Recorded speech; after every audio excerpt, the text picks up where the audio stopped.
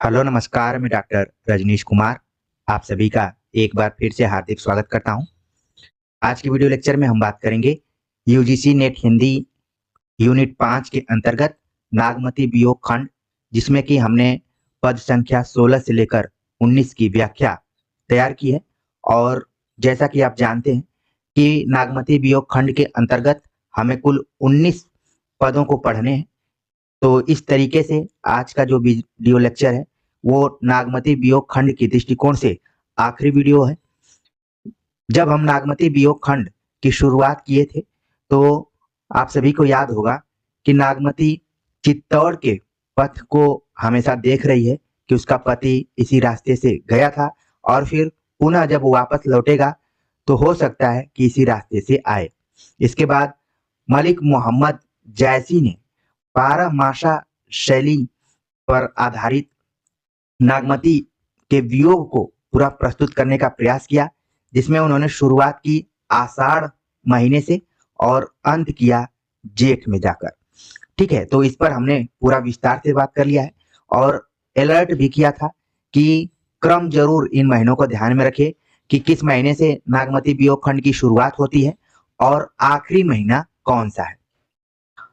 अब हम आगे जब पदों की व्याख्या करेंगे तो आप देखेंगे कि नागमती पूरे 12 महीनों को अलग अलग परिस्थितियों से गुजरते हुए पूरा की, लेकिन अब उसके जीवन में क्या बदलाव आया है या फिर क्या नई समस्या आई हुई है। तो चलते हैं पदों पर हम बात करते हैं। 16 नंबर पद इस प्रकार है। तपय लागी अब जैठ अषाढ़ी, तो ही पीव बिनु छाजन भई गाढ़ी। नागमती कहती है कि हे प्रियतम, अब ये जेठ और आषाढ़ दोनों जो महीने हैं इसमें तपन यानी कि भयंकर गर्मी पड़ने लगी है। अब ये गर्मी तुम्हारे बिना छप्पर के या फिर तुम्हारे बिना मौजूदगी के इससे मैं उबर नहीं पाऊंगी, क्योंकि मुझे 12 महीने बड़ा ही दुख सहना पड़ा है। तो इस पंक्ति को आप ध्यान में रख सकते हैं कि जेठ और आषाढ़ दोनों महीनों में गर्मी की तीव्रता बढ़ गई है और इस बीच नागमती को उसके प्रियतम, उसके पति स्वामी की याद आती है और उसको लगता है कि वही उसको छाया प्रदान कर सकता है, शीतलता प्रदान कर सकता है, उसके बिना इस दुनिया में कोई नहीं। इस बात को आपने हर पद में देखा होगा। आगे जो पंक्ति है, तन तिनउर भा झुरव खरी। इसके बाद है कि भई बरखा दुख आगरी जरी। यानी कि नागमती कहती है कि मेरा शरीर तन तिनउर भा, मेरा शरीर तिनके के समान हो गया है। एक दो पदों में वहां पर भी आपने देखा कि उसका शरीर सूख कर एकदम तिनके के समान हो गया। अब तिनका आपने देखा होगा, सूखी घास जिसको कहा जा सकता है, उसके समान हो गया है, सूख गई है एकदम। भई बरखा और बारिश हो गई है और इस बीच इसका जो दुख है वो घटने के जगह पर लगातार बढ़ता ही जा रहा है। भयंकर दुख ये झेल रही है। आगे है, बंध नहीं और कंध नहीं कोई, बात न आओ कहो का रोई। ये पंक्ति इतनी व्यवहारिक पंक्ति है कि इसको समझने के बाद आपको अपने जीवन में अगर कभी दुख पैदा होता है तो वो याद आ जाएगा। जब हमें किसी संकट का सामना करना पड़ता है, दुख का सामना करना पड़ता है, तो किसी न किसी की सहारे की जरूरत होती है, कंधे की जरूरत होती है। इसीलिए हंसी मजाक में जब दोस्त किसी से प्रेम करते हैं, खासतौर से प्रेमिका के संदर्भ में मैं इस बात को कह रहा हूं, तो कहते हैं कि ठीक है तुम प्रेम कर लो, जब प्रेम तुम्हारा टूटेगा, ब्रेकअप होगा, तो मेरा कंधा तैयार है, उस कंधे पर अपना सिर रखकर रो लेना। यहाँ पर देखिए नागमती पूरा 12 महीना कष्ट में गुजारी है, फिर भी उसके सामने एक समस्या है कि उसके इस दुख को न कोई बांधने वाला है, न कोई उसका बंधु है, न उसको समझने वाला है और न ही कोई कंधा देने वाला है। अब उसको समझ में नहीं आ रहा है कि वो अपने मन की बात किससे जाकर कहे और कहां पर जाकर रोए, क्या करे, बिल्कुल उसको समझ में नहीं आ रहा है।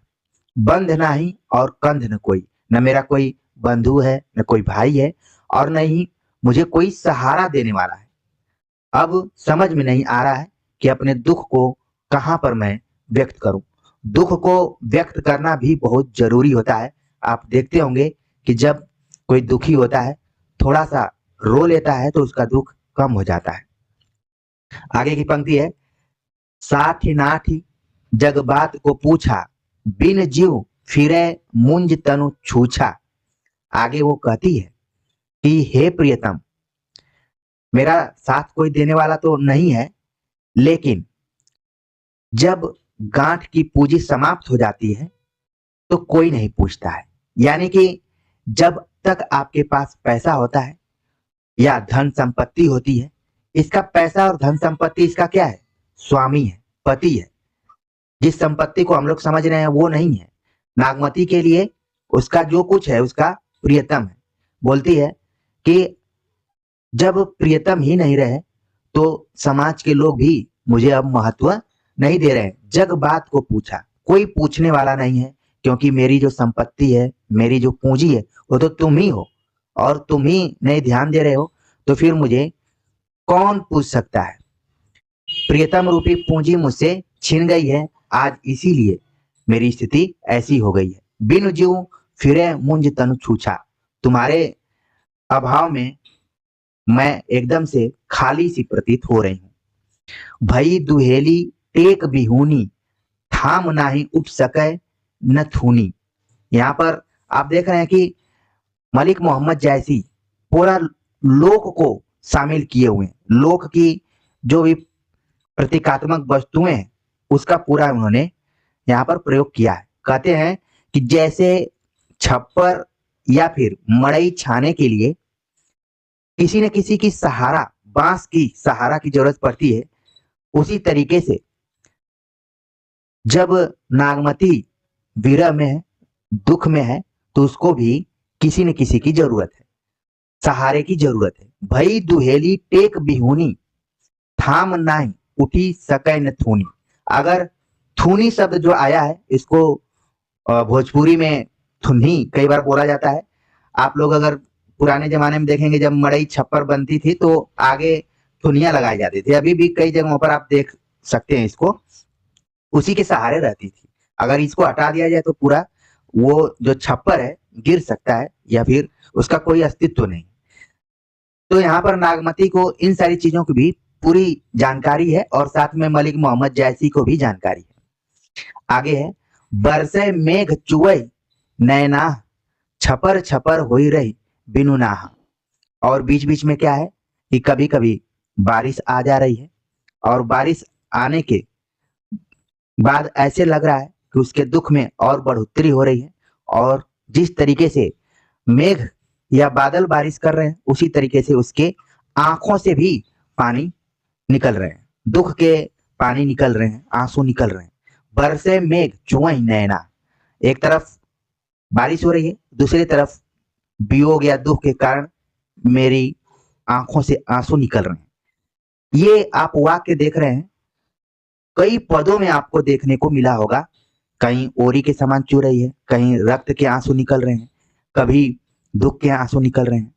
ठीक वैसे ही जैसे कि छप्पर, बारिश होती है तो छप्पर चूने लगता है, उसी तरीके से इसकी आंखें भी दुख के आंसू से चू रही हैं, और कह रही है कि छपर छपर हो रही बिनु नाहा, और फिर तुम्हारा जो अभाव है उसको मैं आभास कर रही हूँ। कोरव कहाँ ठाठ नौ साजा, तुम बिनु कंतन छाजन छाजा।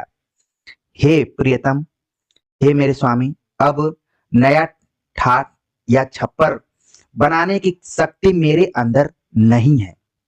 अब तुम्हारी जरूरत है, तुम आओ और इस छप्पर को तैयार करो। तुम्हारे बिना ये छप्पर नहीं बन पाएगा। छप्पर यहाँ पर बहुत बड़ा प्रतीक के तौर पर प्रयोग किया गया है। परीक्षा में पूछा जा सकता है कि छप्पर किस संदर्भ में है, सहारा के संदर्भ में प्रयोग किया गया है।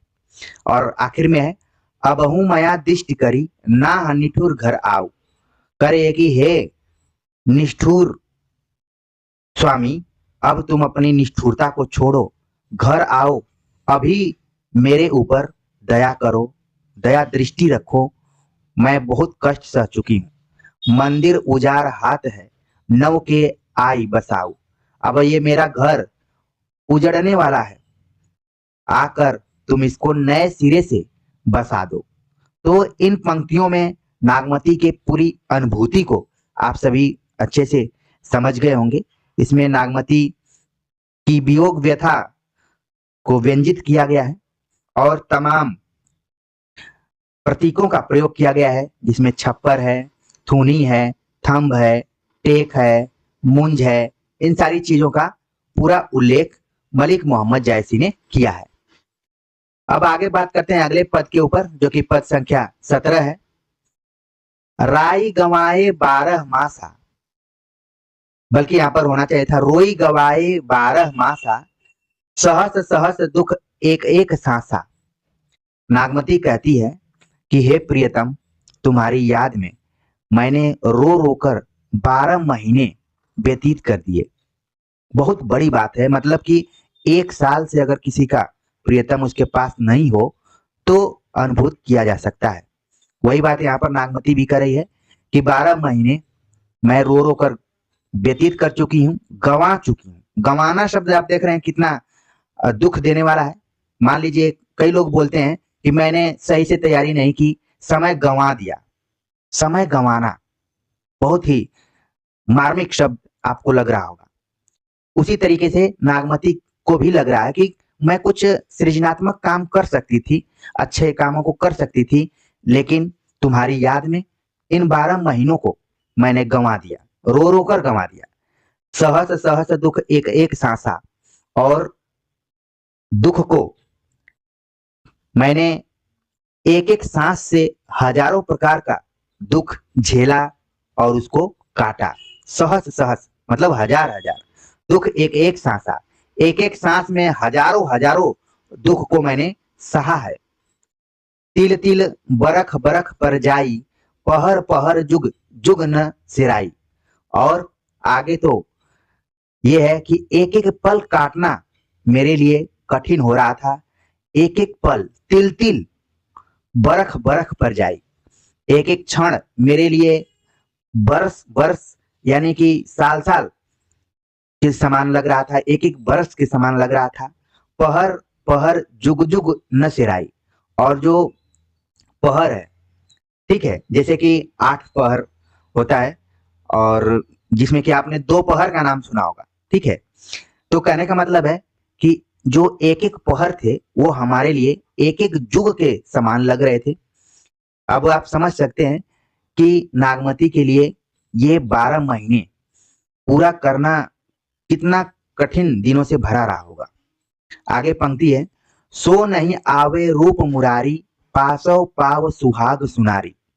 कहती है कि मेरी स्थिति कुछ वैसे ही हो गई थी कि जैसे कृष्ण मथुरा चले गए थे और गोपियां व्याकुल थीं, उसी तरीके से हे मेरे प्रियतम, जो कृष्ण के समान हो, तुम लौट कर नहीं आए। अगर लौट कर आते तो मैं अपने को सौभाग्यशाली मानती। सो नहीं आवे रूप मुरारी, हे मेरे प्रियतम, तुम तो कृष्ण के सदृश हो, तुम प्रेम करने वाले हो, फिर भी तुम मेरे पास नहीं आए। अगर आते तो मैं अपने को सौभाग्यशाली मानती, सुहागिन मानती। साँझ भये झुरी झुरी पथ हेरा, कौनी सो घड़ी करे प्यू फेरा।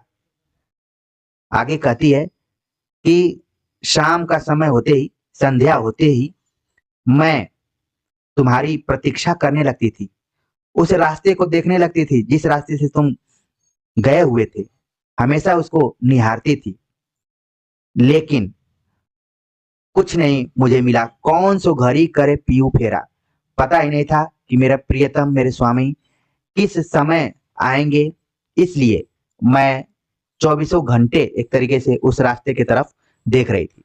एक चीज आपको यहाँ देखना पड़ेगा कि मान लीजिए आपको पता है कि कोई 10 बजे आपके पास आने वाला है, कोई 12 बजे आने वाला है, तो आप उसी क्षण उसका इंतजार करेंगे।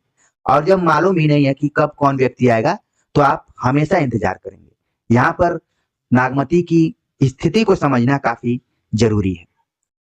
आगे कहती है, दही कोयला भई कंत सनेहा, तोला माँ सुरही नहीं देहा।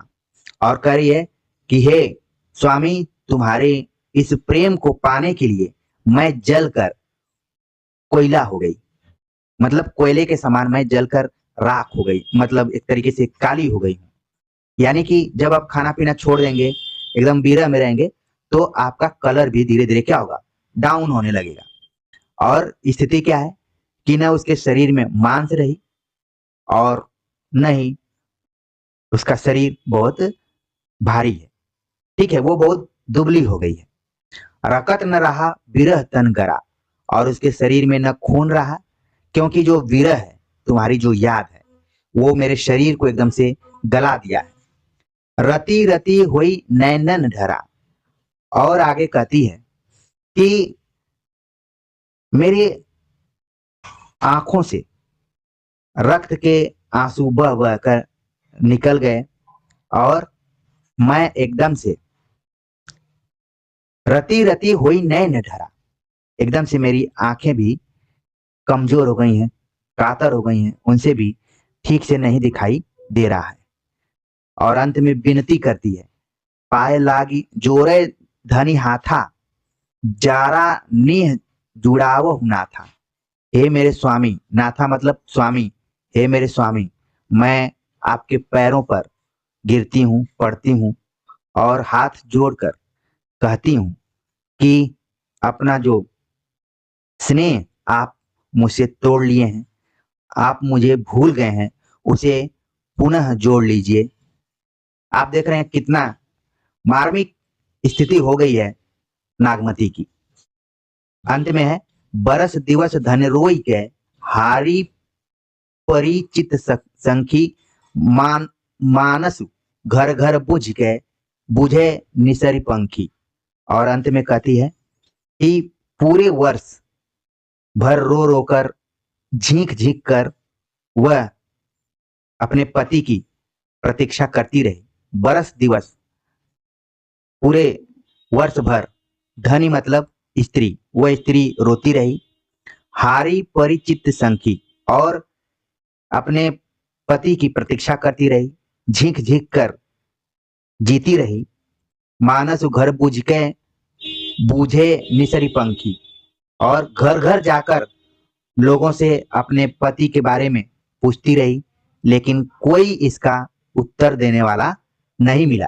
मानस घर घर बूझी, जा जाकर लोगों से पूछती रही कि रतन सेन या फिर मेरे प्रियतम कब तक आएंगे, किसी को अगर कोई जानकारी हो तो जरूर बताए, लेकिन कोई जवाब उसको नहीं मिलता है।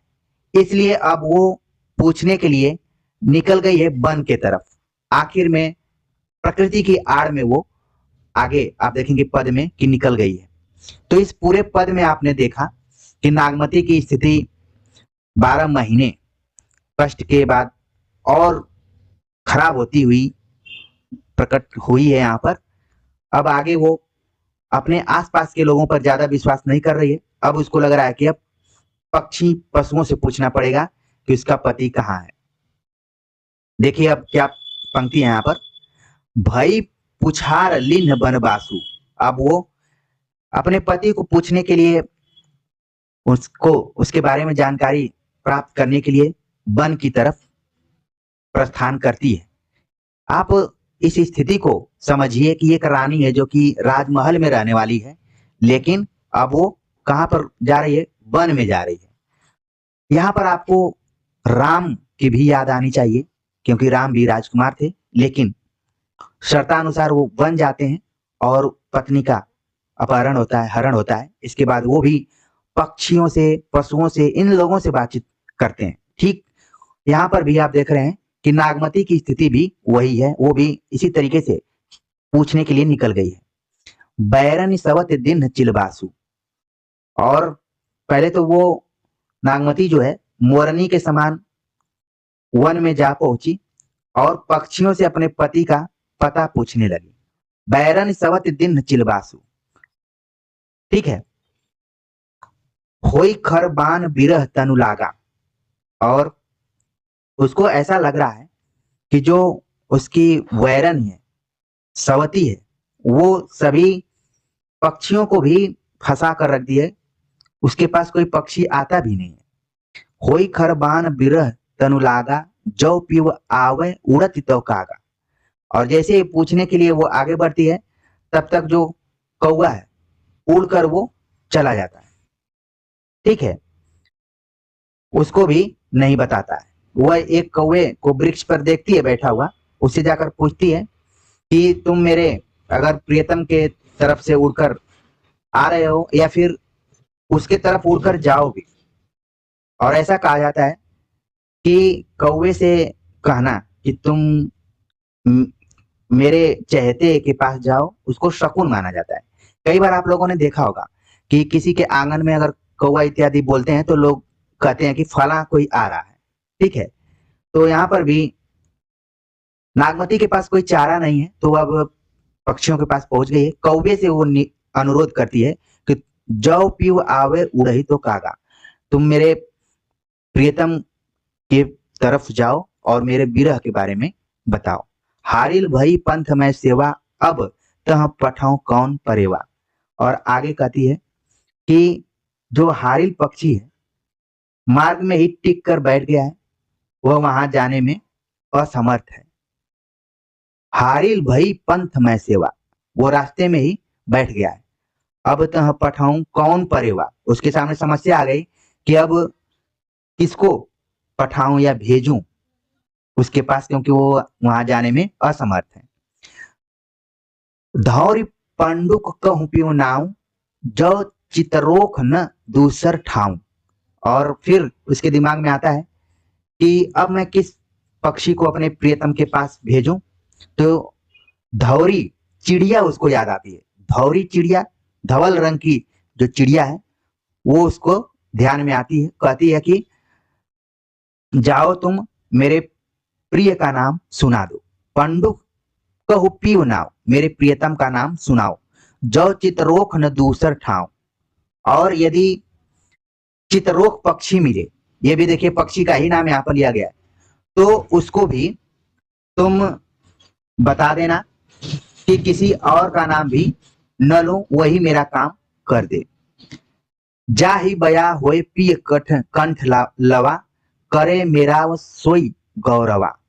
और आगे कहती है कि अरे बया, बया पक्षी यहाँ पर, कि अरे बया जाय बया होय पियो कंठ लवा, हे बया तू उड़कर मेरे प्रियतम के पास चली जा और उन्हें पकड़कर मेरे पास लाओ।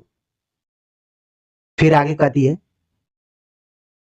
करे मेरा वो सोई गौरवा, यहाँ पर गौरैया के लिए शब्द आया हुआ है।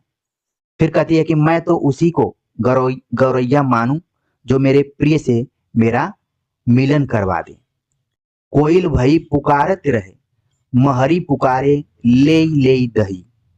और मैं तो प्रियतम को पुकारते पुकारते एकदम से कोयल हो गई, कोयले के समान, कोयल कोयल जो पक्षी है उसके समान प्यू प्यू कर रही थी। ठीक वैसे ही जैसे महरी यानी दही बेचने वाली पुकारती है कि दही ले लो, दही ले लो। तो मैं तो हार गई, कोयल की तरफ पुकारती रही लेकिन कोई उसका असर दिखा नहीं। पेड़ बिलोरी और जल हंसा, हृदय पैठ विरह कटनंसा।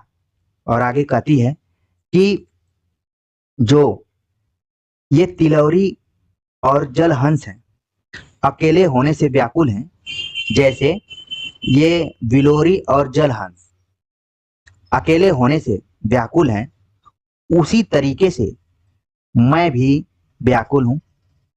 हृदय बैठ विरह कटनंसा, और ये जो विरह रूपी नीलकंठ है वो मेरे हृदय में घुसकर मुझे नष्ट कर रहा है। और अंत में कहती है कि जही पंखी के नियर होई कहे बिरह कह बात, सोई पंखी जाय जरी तरीवर होई निपात। और कहती है कि मैं जिस पक्षी के पास जाकर अपने विरह की बात कहती रही, वही पक्षी उसकी विराग्नि में जलकर नष्ट हो जाता था और वृक्ष भी पत्र विहीन हो जाता था। यानी कि इसके विरह की जो चरम स्थिति है कि जिससे जिससे वो कही, जाके मोरनी से कही, ठीक है, फिर इसके बाद कौवे से कही, फिर हारिल से कही, धौरी से कही, चित्रोखा से कही, बया, गौरैया, कोयल, सबसे कही, और जिससे जिसे कही सभी इसके दुख से दुखी हुए और जो उनकी प्रसन्नता थी उस प्रसन्नता को वो छोड़ दिए, वो भी दुखी हुए। ठीक है, तो ये पूरा पद आपको समझ में आ गया होगा कि किस हिसाब से मलिक मोहम्मद जायसी ने नागमती के विरह का चित्रण किया है। और आज का जो आखिरी पद है कि कुहुक जस कोयल रोई, रकत आंसू घुघुची बन बोई। और नागमती कोयल की तरह कूकती हुई अपने प्रियतम की याद में रोती रही। उसके आंखों से जो आंसू निकल रहे थे वो घुघुची बनकर बिखर गए थे। रक्त के जो आंसू हैं जंगल में, क्योंकि इस समय वो जंगल में है। भई कर मुखी नैन तन राती, ओ सेराव विरहा दुख ताती। अब उसका जो मुख है वो सूख कर काला हो गया है। भई कर मुखी नैन तन राती, मुख आंख सब, मुख आंख शरीर सब एकदम से काले पड़ गए हैं। अब कौन उसको इस विरह रूपी दुख से शांति प्रदान करेगा। सिराव शब्द यहाँ पर प्रयुक्त किया गया है। कई बार हमने भोजपुरी में सिराना शब्द का प्रयोग सुना होगा कि सिराना का मतलब कि ठंडा हो जाए। तो कौन नागमती के इस विरह को शांत करेगा या फिर उसकी मन की बात को सुनेगा। जह जह ठाड़ी हुई बनवासी, और आगे है कि जहां जहां ये वन में खड़ी होती है वहीं इसके आंखों से आंसू बहने लगते हैं। जह जह ठाड़ी हुई बनवासी, तह तह हुई घुंघुची के राशि। ये रोती रहती है इस, अब मैं क्या करूं। बूंद बूंद मह जानहु जीव, गंजा गूंज करे पीऊ पीऊ।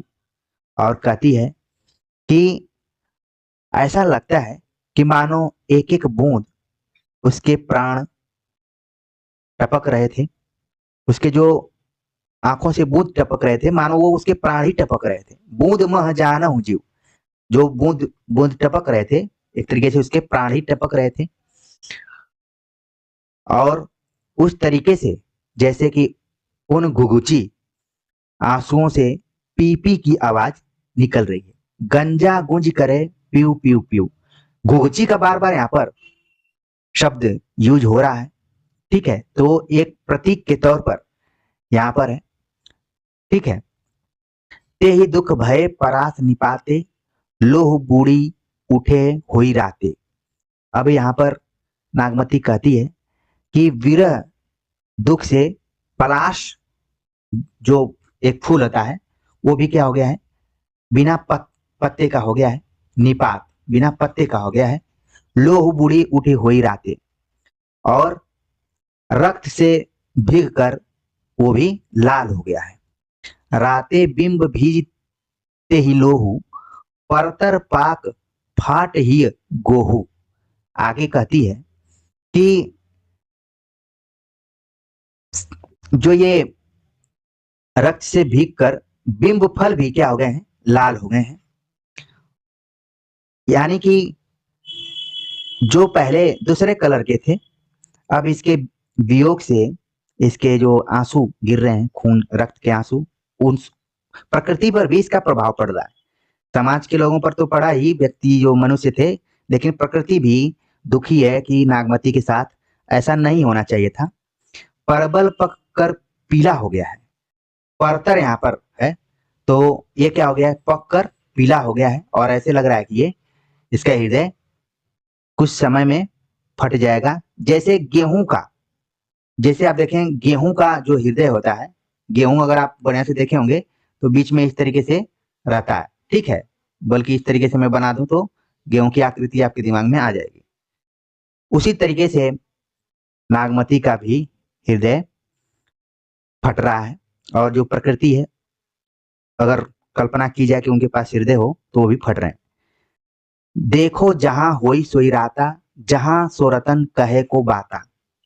और जहां जहां नागमती देख रही है चारों तरफ लाल लाल ही दिखाई पड़ रही है, और वो कहती है कि पता नहीं मेरा वो जो रतन सेन है, मेरा जो प्रियतम है, जो जिसको मैं रत्न मानती हूँ, वो कहाँ है, किस स्थिति में है, उसे कोई जाकर मेरा संदेश क्यों नहीं पहुंचा रहा है, ठीक है। तो ये सवाल कर रही है वो। आखिर में है, नहीं पावस वही देसरा, नहीं हेवंत बसंत, ना कोकिल ना पपीहरा, जय सुनी आवे कन।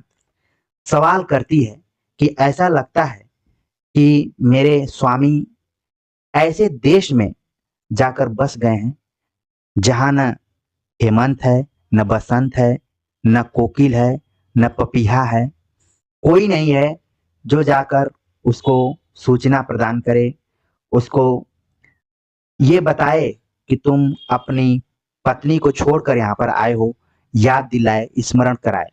ऐसा लगता है कि वो देश एकदम से सुना सना है, कोई वहां पर रहने वाला नहीं है।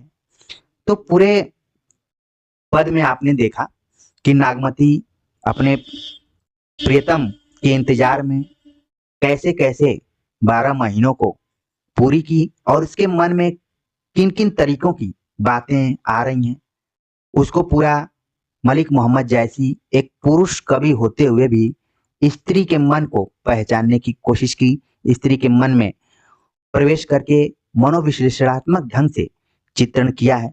और इसी कारण ये पूरा नागमती वियोग खंड हर पाठ्यक्रम में आपको पढ़ना पड़ता है, चाहे वो आप यूपी बोर्ड में पढ़ रहे हो या फिर महाविद्यालय विश्वविद्यालयों में पढ़ रहे हो, हर जगहों पर ये शामिल ही रहता है। तो उम्मीद है कि हमने मेहनत से पूरी व्याख्या की और आपकी परीक्षा के दृष्टिकोण से उन बिंदुओं को भी बताने का प्रयास किया।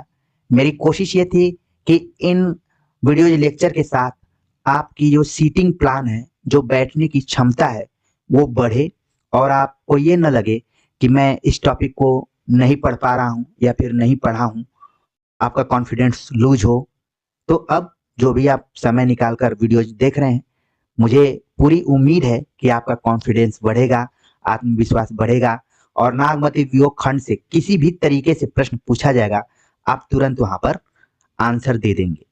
तो कमेंट्स कर जरूर बताइए कि कैसा आपको ये सीरीज नागमती वियोग खंड का लगा। मिलते हैं एक नए टॉपिक के साथ, तब तक के लिए नमस्कार।